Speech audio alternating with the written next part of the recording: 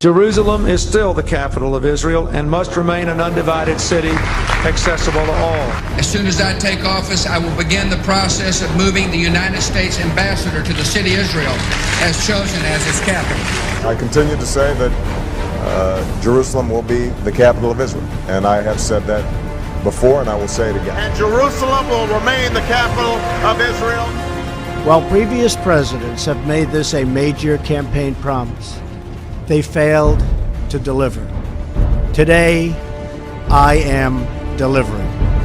It is time to officially recognize Jerusalem as the capital of Israel.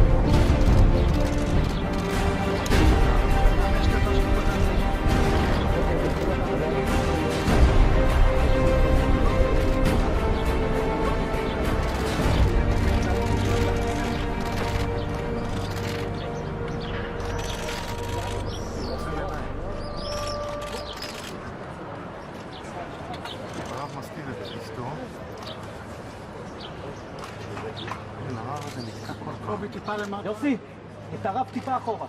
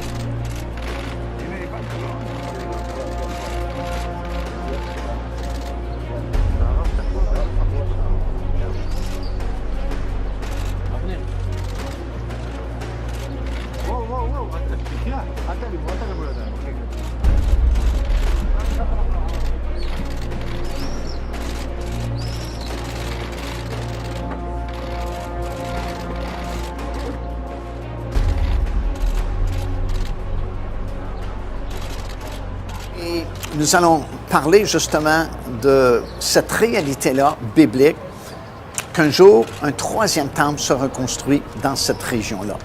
Nous le savons parce qu'il y a plusieurs versets dans la parole de Dieu qui nous en parlent. Tout d'abord, et déjà dans l'Ancien Testament, le prophète Daniel en a parlé, et c'est dans Daniel chapitre 9 et le verset 27, alors qu'il a prophétisé concernant les derniers jours, l'époque où nous vivons présentement, et il a expliqué que cet homme, que la Bible appelle l'Antéchrist, va se pointer à cette époque-là et va vraiment faire cesser le sacrifice dans le temple. Alors, bien sûr, pour qu'il fasse cesser le sacrifice dans le temple, il faut bien qu'il y ait un temple qui existe dans les derniers jours. Jésus également l'a mentionné, c'est dans Matthieu chapitre 24 et au verset 15, et Jésus fait justement référence à la prophétie que Daniel avait donnée, et il dit même que celui qui lit fasse attention, parce qu'il dit, le prophète Daniel a parlé de l'abomination, de la désolation qui sera établie dans le lieu saint du temple, parlant de cette image-là de l'Antéchrist qui, un jour, sera établi dans le lieu très saint du temple, alors que le faux prophète qui aura fait son apparition aussi à l'époque de l'Antéchrist demandera à la population mondiale de se faire une image de cet Antéchrist, cet homme qui a reçu une blessure mortelle et qui pourtant vit quand même, et d'adorer cette image-là. Alors, Jésus fait référence à la prophétie de Daniel dans Matthieu chapitre 24 et ainsi confirme que cette prophétie, elle est bonne, elle est valide et qu'un jour, vraiment, un temple sera construit. Paul lui-même en a parlé, c'est dans 2 Thessaloniciens chapitre 2, verset 3 et le verset 4, parlant justement lui aussi de cet antéchrist, cet homme qui va se pointer dans les derniers jours. Il dit, il va même s'asseoir lui-même dans le lieu très saint, se proclamant lui-même Dieu. Alors Paul confirme également les paroles de Daniel et confirme les paroles de Jésus lui-même, disant qu'effectivement, il y a un temple qui sera reconstruit puisque l'Antéchrist va s'asseoir dans le lieu très saint de ce temple-là. Jean aussi en a parlé dans le livre de l'Apocalypse. Il l'a même mesuré. C'est dans le 11e chapitre, les versets 1 et le verset 2, parce que l'ange lui a dit d'aller mesurer le temple et de laisser le parvis extérieur, parce qu'il sera laissé aux nations qui vont le fouler à leurs pieds pendant les dernières 3 années et demie de cette période de 7 années de tribulation.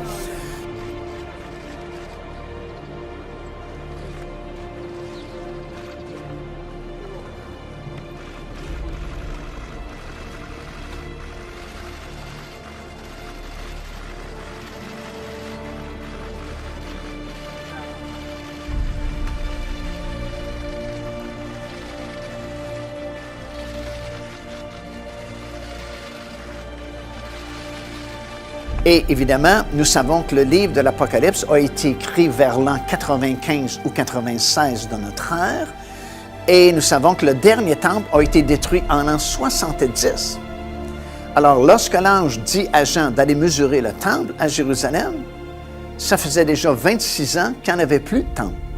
Alors, évidemment, on ne parlait pas du 2e temple, mais on parlait de ce 3e temple qui va être construit très bientôt. Alors, déplaçons-nous au sud, justement, de l'esplanade du temple et écoutons l'enseignement de la parole de Dieu.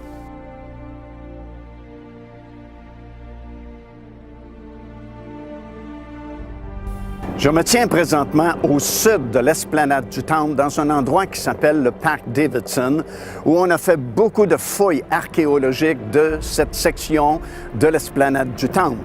Et je me tiens sur les marches où, autrefois, les gens pouvaient avoir accès au temple en montant bien sûr ces marches et en pouvant traverser de l'autre côté par ces 3 portes que vous voyez ici, qui étaient connues traditionnellement à l'époque comme la vérité, le chemin et la vie.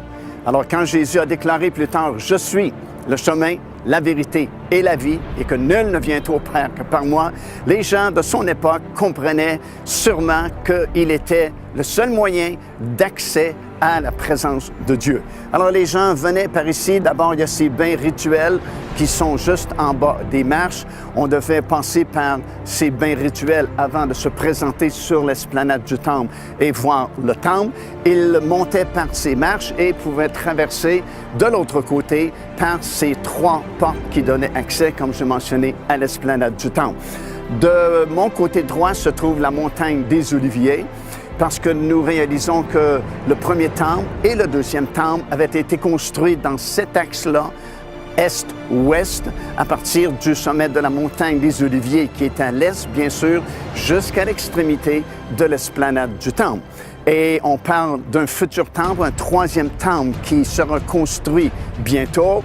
Et il y a beaucoup d'organisations, d'organismes ici en Israël qui ont déjà œuvré depuis plusieurs années pour fabriquer tous les vases, les ustensiles et tous les items qui appartiennent au temple et au service du temple. Celui qui est probablement le plus connu, c'est l'Institut du Temple de Jérusalem, qui est situé tout près d'ici de toute façon. Et ça a été fondé en 1988 par Israël Ariel. Et j'ai eu l'occasion de voir cette institution il y a plusieurs années. En fait, en 1988, j'ai pratiquement assisté à la naissance de l'Institut du Temple. Et déjà à l'époque, ils commençaient à fabriquer les ustensiles, les items et les vases qui servent pour le service dans un futur temple. Et aujourd'hui, au moment où nous filmons ce segment ici à Jérusalem, ils ont absolument tout fabriqué. C'était vraiment extraordinaire de voir l'évolution au cours de ces 20 quelques années, comment le Seigneur aussi a permis que certaines choses soient découvertes pour vraiment fabriquer tout ce qui devait être fait. Par exemple, dans les premières années, lorsqu'on visitait l'Institut du Temple, on vous montrait le type d'escargot par lequel on avait obtenu cette teinture bleue qui allait sur les robes des prêtres et qu'on ne pouvait trouver malgré tous les teintes de bleu que nous avons aujourd'hui. Mais dans ces années-là, plusieurs escargots se sont échoués sur la plage à la hauteur de Tel Aviv et on a réalisé que lorsque ces escargots se brisaient sur les roches de la plage, ils laissaient sortir cette teinture qui était exactement le même bleu qu'on recherchait. Alors c'est vraiment miraculeux, c'est une permission du Seigneur sans doute pour que vraiment tout soit préparé et que tout soit prêt pour notre génération, l'époque dans laquelle nous vivons, où très bientôt un traité de paix pour une durée de 7 ans sera signé entre plusieurs pays ici au Moyen-Orient et permettant qu'une certaine paix, certaine sécurité puisse s'établir. Et nous savons bien sûr qu'en réalité, ce sont les 7 années de tribulation de la fin, mais du moins tout au début, on pourra donner l'ordre de construction d'un 3e temple, juste ici, derrière ce mur-là, sur l'esplanade du temple. Et si vous remarquez les images au nord, justement, du dôme du rocher, vous avez ce grand espace vide. Direction, encore une fois, est-ouest, à partir de la montagne des Oliviers, jusqu'à l'autre extrémité de l'esplanade du Temple.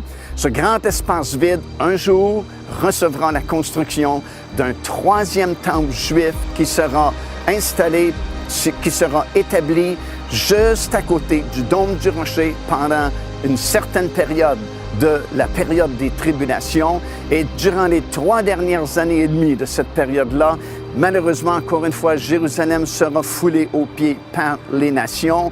Et pendant ces années-là, il y aura ces 2 monuments, un dirigé vers l'islam, l'autre dirigé vers le judaïsme. Et c'est autour de ces choses, ces pierres, que nous verrons l'accomplissement de toutes ces choses.